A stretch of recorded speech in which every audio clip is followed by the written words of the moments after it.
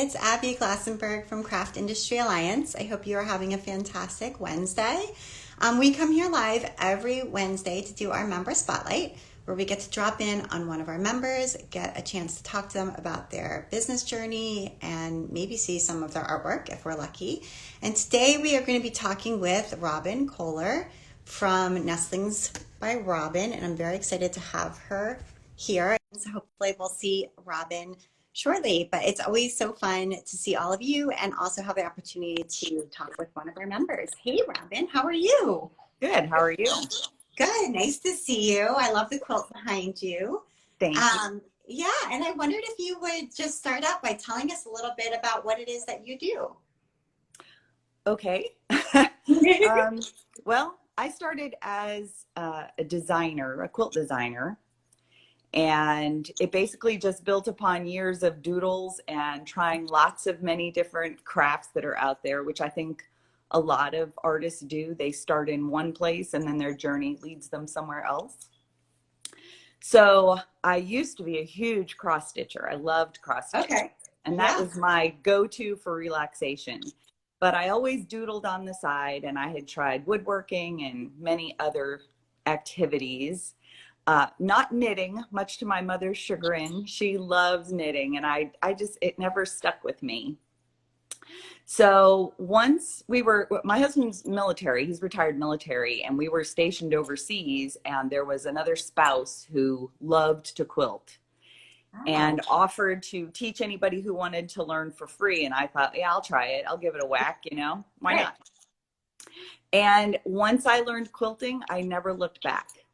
Nothing else piques my interest. I've tried bringing knowledge of other crafts into it. Like I've tried painting on fabric to quilt it, and I've beaded and done those other items, but nothing has kept my interest the way quilting has. So interesting. Okay, so what are some of your sort of go-to quilting techniques that you really enjoy doing? Is it applique? Is it English paper piecing, or what is it? I like almost everything that includes a handwork aspect to it. Okay. So I'm not a big machine piecer. I do it, obviously. There are components that have to go together by machine. It just makes sense. But it's not my go-to technique unless it's paper piecing. I really do like the exactness of paper piecing. So English paper piecing is fun because I can do it by hand. Right. And I love embroidery designs. And then all of my applique, when I have the time, I do it by hand. All of my patterns are written for fusible machine applique, though, because that's pretty much the general consumer's go-to technique. A lot of, the people who do it by hand are the niche. They're the smaller group. The majority like the machine work. So all of the patterns are written that way, which is fine. But when I have my chance, I like to do it by hand. By hand, yeah. It's very relaxing, kind of get into the zone when you're working by hand. And how would you describe your style, and kind of where do you go to get inspired? Are you going to older books or motifs, or how are you sort of developing your style? Well, I think my style has just grown from what I like to do, which are more floral based. And so a lot of my designs have a floral aspect to them. I like to describe mine as whimsical traditional, a lot of traditional type florals, but I'll add my own little tweak to them to make them mine. Yeah, that's awesome. I'm working on doing more play on word things. I like more play on word stuff. So we'll see. Want to give us an example? Can you give us an example of, like, I'm trying to imagine how a play on word one would work. So this year in the November issue of AQ magazine, one of my designs was published in there, and the name of it was Shoe Tree. Oh, right. That's awesome. So I love it. It's a tree, but it's made out of shoes. So that kind of thing, I'm hoping to use more, bring more poetry type aspect into my work going forward in the future. We'll see. Yeah. Basically, whatever pops into my head and gets doodled down. A lot of designs coming forward, though, are from more traditional, because one of my lectures is based on the red and green applique quilts of the 19th century. And so Wow. doing all the study on those, that's the quilt behind me, actually. The quilt behind me is called Well Loved Ladies, and it's based on my collection of 19th century red and green applique quilts that's part of a lecture. And so I took a design from each of the quilts in the collection and made one block and did Oh, that. I love that. It was a That quilt is along amazing. last year. That's so cool. I didn't even know. I mean, I knew about like red work and quilting, but I didn't know that there was like a red and green tradition or history of quilting, of like applique quilt. That's fascinating. From like the 1840s to the 1870s, that was the majority time frame. Okay. Yeah. And if you've heard of Baltimore album quilts, Sure. Of course. that same period of time where they had the very detailed album blocks in the mid-eastern, middle coast of the eastern shore there, but then it expanded out to doing red and green applique, I see. and the blocks were probably less detailed than what you would think of as a Baltimore album quilt, and they were mostly botanicals because that's what was being studied at the time by women. And so, yeah, there's a plethora of red and green applique quilts from that time period that are just gorgeous, gorgeous, gorgeous. I love it. And I love that you've selected different motifs from your collection and made one quilt with it that has all. That's super cool. What a great way to like document history, I think that's really great. And I know you are also a quilt appraiser, and I wondered if you could talk about like what is a quilt appraiser and how do you study to become one, and then what kind of work do you do once you are one? So appraising came around because there was a quilt appraiser in my local guild, and she was very passionate about it. And she kind of just kept poking me about becoming an appraiser. And I said, oh, I don't know. I've got a lot on my plate with the designing and the teaching and the lecturing. But, once you get hooked, once you find something you're fascinated with, you get pulled in that way. So I didn't join the quilting industry from a historical aspect. I joined it from the designing teaching aspect, and then came around to the historical aspect of it. Right. And so I spent 2.5 years with her shadowing. I would go to any quilt show she was appraising at, and I would listen and I would watch and see how she dated fabrics, the things that you look for in That's so fabric. cool. Yes. It is. And it's amazing because, in the beginning I would say to her all the time, but how do you know?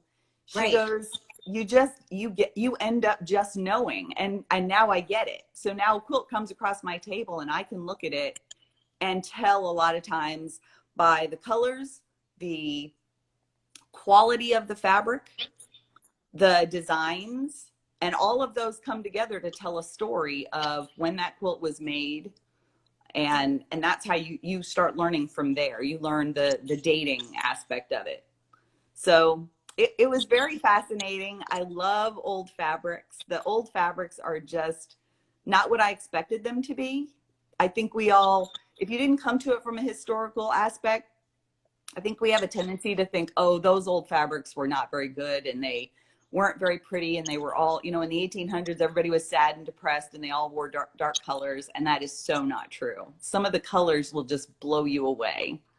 And the designs, every time we think we've invented something new, no, we haven't. No, totally. And I know like a lot of quilt fabric designers, they go back to these textile archives, and they actually like take a print that maybe was, around in the 1800s or something, maybe use that as the basis for a new print, or maybe just reproduce it entirely. Because as you said, some of them look surprisingly modern, like, and like something that would appeal to today's market. But I was fascinated to learn about these different textile archives and how they work. And it's not just in quilting, it's in home decor and garments, Absolutely. all kinds of things.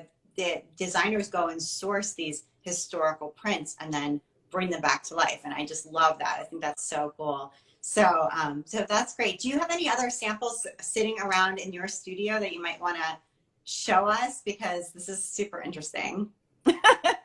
Let's see here. Well, I'll show what's kind of like in the This right now is in, I don't know if you can see it. Yeah. It's in the current issue of Quilter's World. Okay. Yep. So again, a small piece, a little bit of piecing, some applique, just to kind of keep things quick for the holidays. This one here is something that I think really shows what when I say whimsical traditional, this one is what I think really sums that up. This one's called Winterkin. Okay. Oh yeah. So you get that, you know, traditional feel of a pumpkin and the poinsettias and the holly, but it's updated a little bit with the white. And this was published last year. You do a lot of magazine work. Lately I have been. It's been fabulous. I probably have close to, well, I have over 40 designs now that have been published through AQ Magazine, Quilter's World, Connecting Threads. I've been in Simply Vintage, Primitive Quilts and Projects.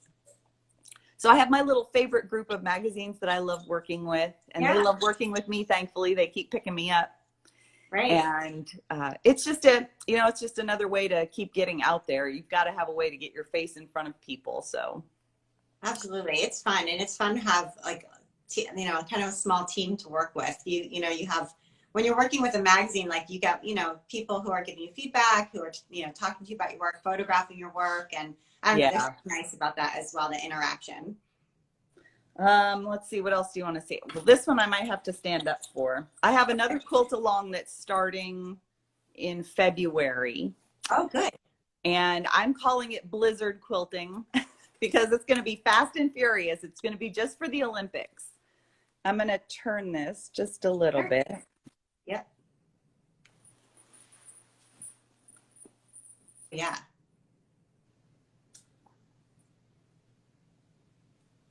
So lots of different components. Yeah. It's called Winter Games. So it's all Olympic related. Is this the quilt along quilt? Is this what is the blue one? Yeah. The blue one that I just showed. Yeah. So it's got multiple different techniques in it, and multiple aspects that are just whimsical and fun. A penguin sledding for the sledding in the Olympics, and we got skiing and ice skating and all of the fun things that are in the Olympics. So that'll be starting fast and furious. What else? I don't know what else I have here. I'm starting to get into printing my own pieces. So this is a panel. Okay. Oh yeah. It'll be a pre-printed panel for a class that I'm going to have going virtual this coming summer on introductory to hand embroidery. Oh, nice. So they'd have access to a pre-printed panel to just practice their stitches on versus having to trace the design ahead of time. So lots of ideas in the works for this year as far as going forward with virtual teaching and pre-printed things for people. And guilds can get in touch with you as well. Is that right? If if they are interested in a lecture or a class.